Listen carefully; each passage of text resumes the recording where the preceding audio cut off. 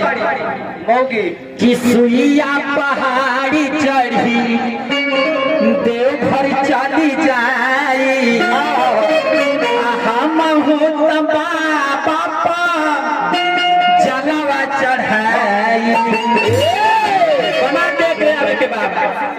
कि सुइया पहाड़ी चढ़ी देवघर चली जाई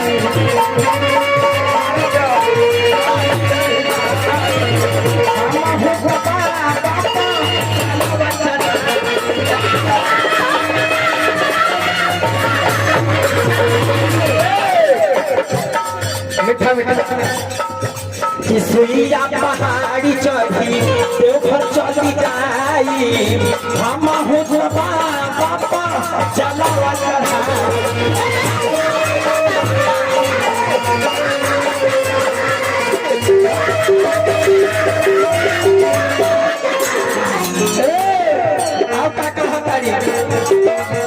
साथ चली राजा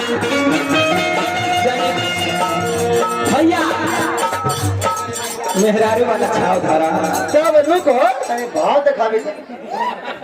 हेलो अरे कौन काम बा जगह चूल्हा में तावे नहीं थे आज मेहरारू का अपने काम कर हाँ छाव जड़ी नीमन से दिखावे के बा वो पड़ोसी बेकार है जगह में लगावे नहीं के जड़ी धार के कौची रे लक्षण लाछन लेकर बाई धर कि सुइया पहाड़ी चढ़ी देवघर चली जाई हम हो बाबा जलवा चढ़ाई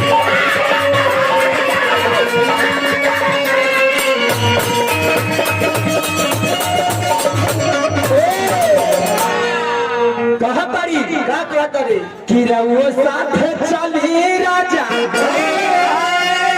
अरे कंधा खाई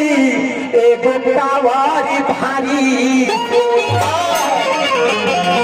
कि रउओ साथ चली राजा कंधा खाई एगो कावारी भारी रउओ साथ चली राजा कंधा खाई एगो कावारी भारी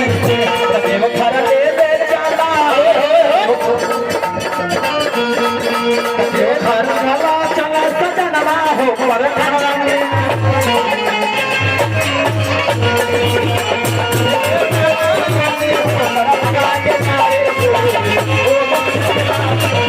देवघर ले चला सजनवा हो